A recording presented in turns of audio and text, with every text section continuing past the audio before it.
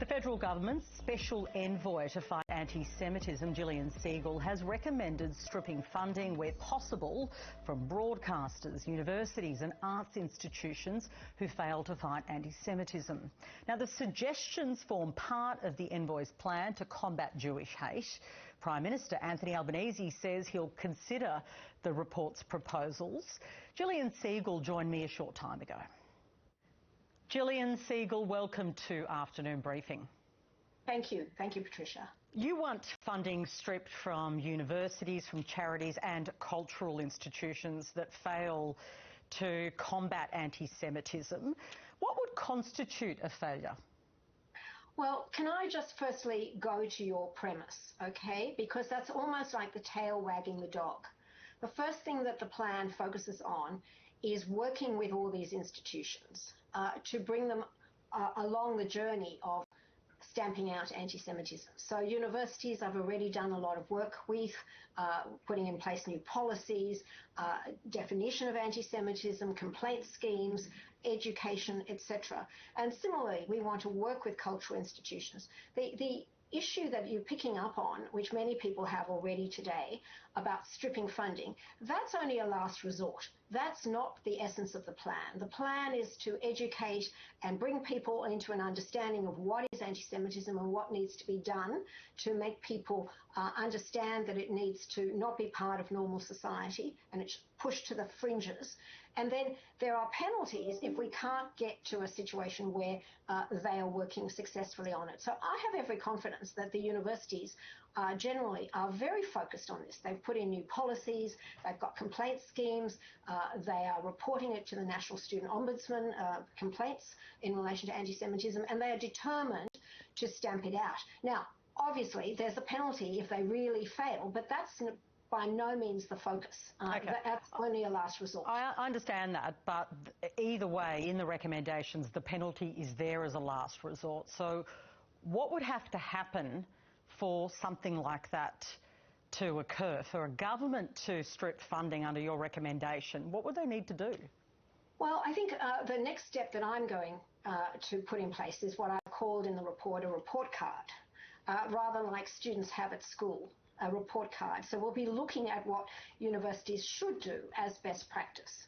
Okay, so they need to have a definition of anti-Semitism, they need to have policies to control their campus, they need to deal with education of their senior staff, they need to make Jewish students feel comfortable on campus and not intimidated, and so on. Vibrancy of Jewish activities and other activities, interfaith activities and so on.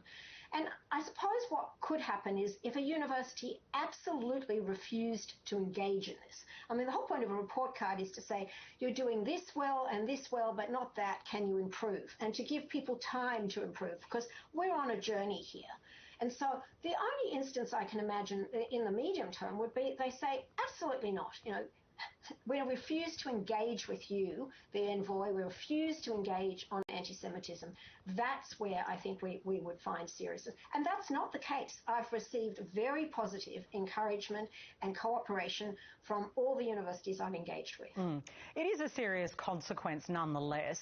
One of the criticisms of the plan that I've heard so far is that it essentially conflates an anti-Israel view with anti-Semitism.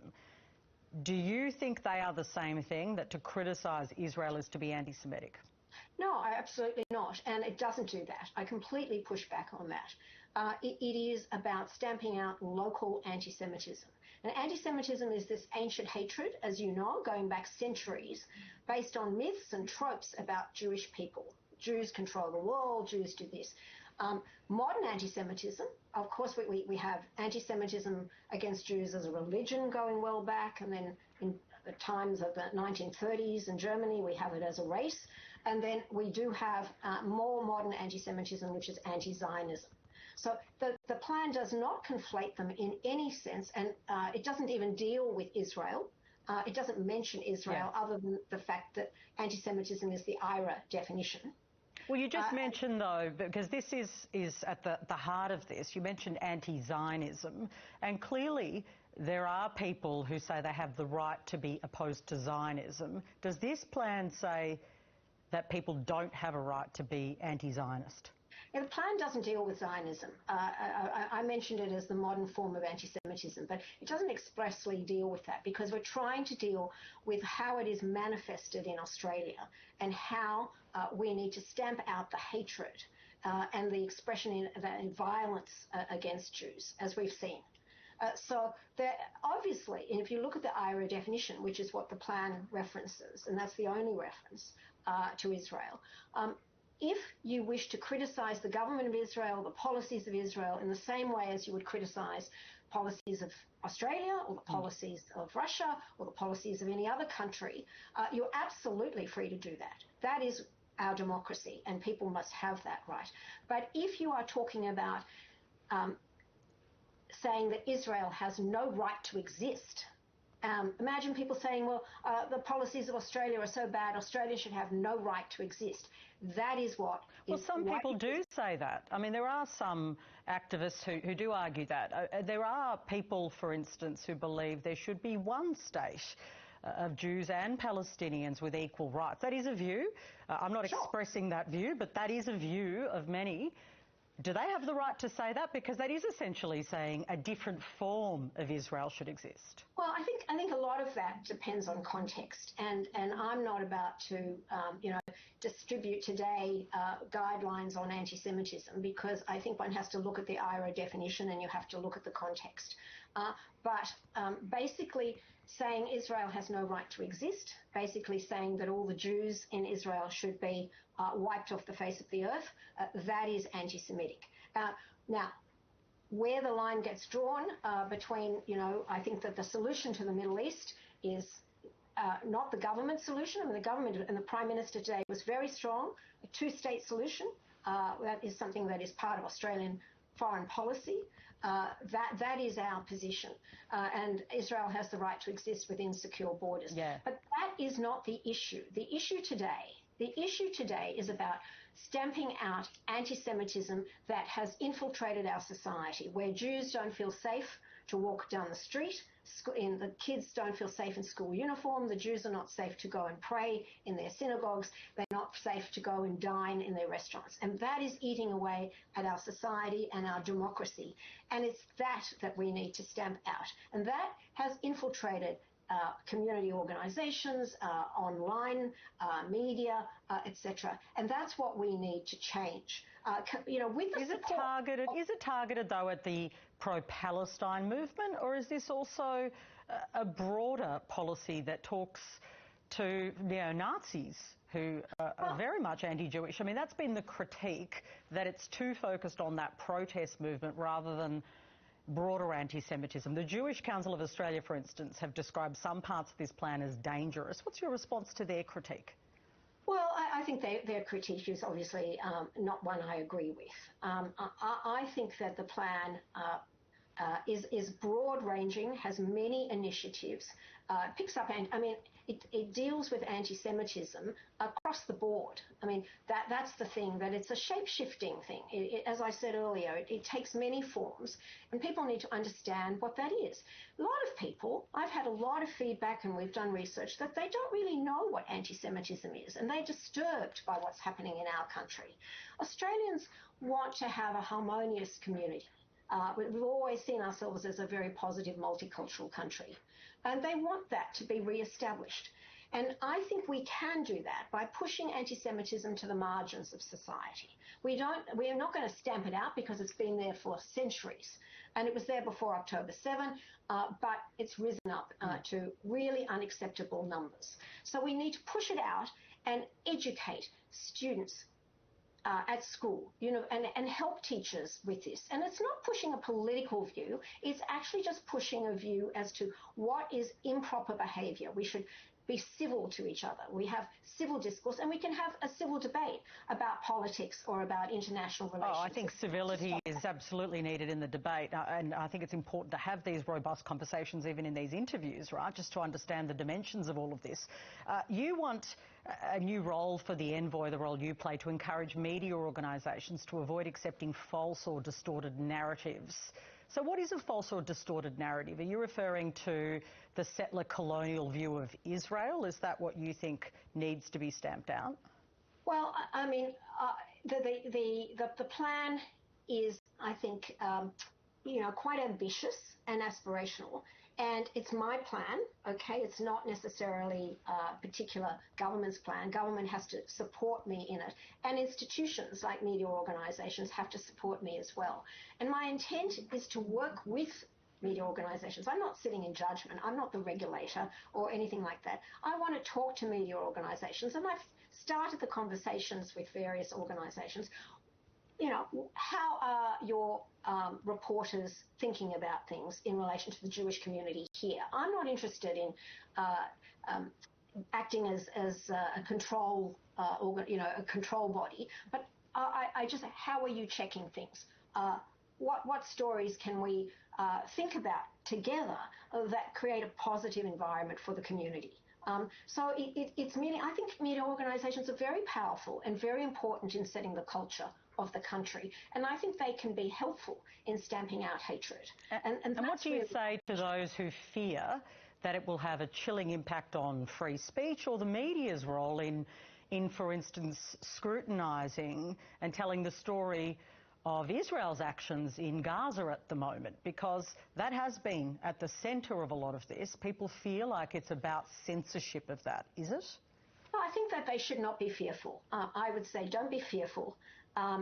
This is not a plan that sets up a police state or anything like that. This is a plan to create an environment where the whole community comes together, where leadership is shown by governments, but by media organisations, by society leaders, by business, to say civil debate is what we're about. Understanding, information, no question. This is not chilling our democracy. It's in fact trying to enhance our democracy, because if we don't stamp out anti-Semitism, the Jewish community is fearful, but it's not only the Jews. The Jews now, but other minority communities will follow. So what we have to do is make it a safe place for all. And I think that is a great positive for our democracy. So I would say don't fear, join in and put your shoulder to the wheel to stamp out anti-Semitism. Okay. But will there be a role, for instance, for people who might be very much passionate about the issue of Palestinian statehood, to be able to express those views in arts organisations or universities without fear of retribution? I think absolutely.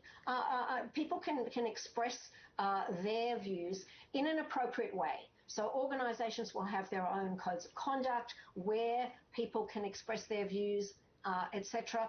And I'm not talking about any impact or chill on that, but it has to be respectful of others.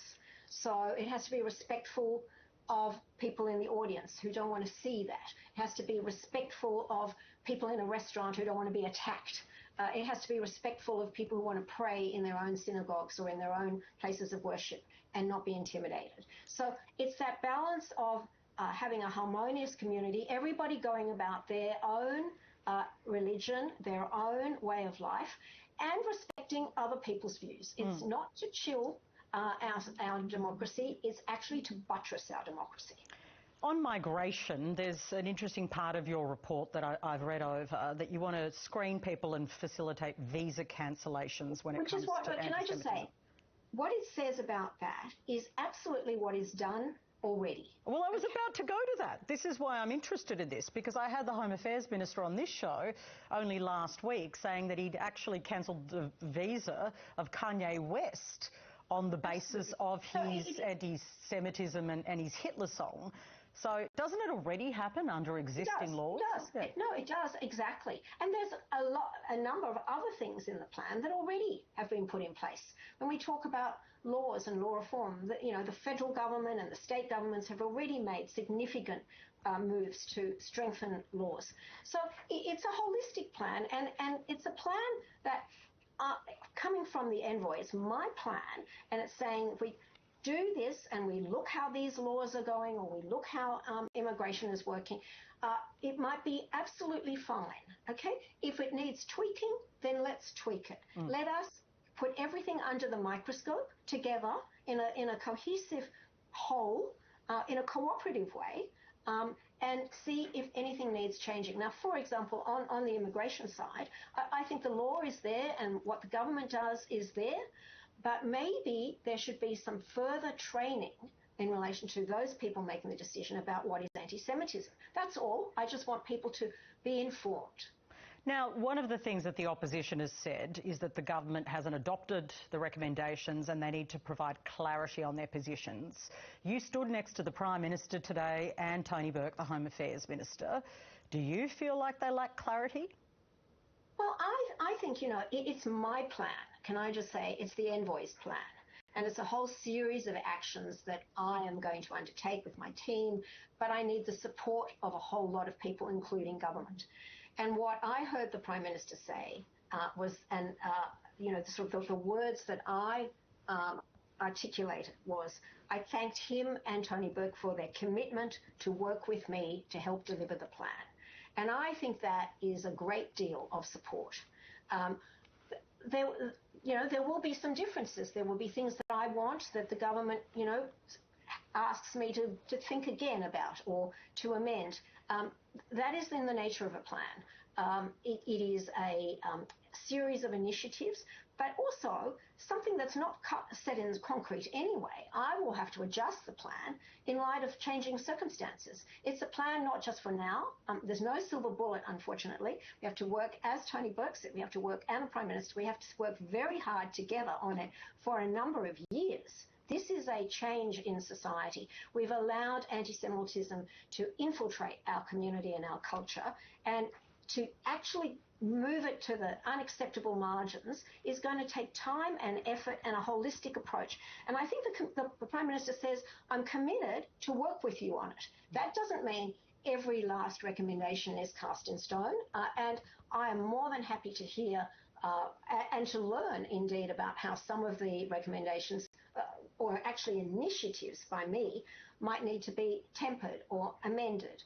And that is fine. That is the realistic way we're going to bring about change. Jillian Segal, you've been really generous with your time. Thank you so much for joining us this afternoon. Thank you, Patricia. I really appreciate being able to convey my thoughts to you.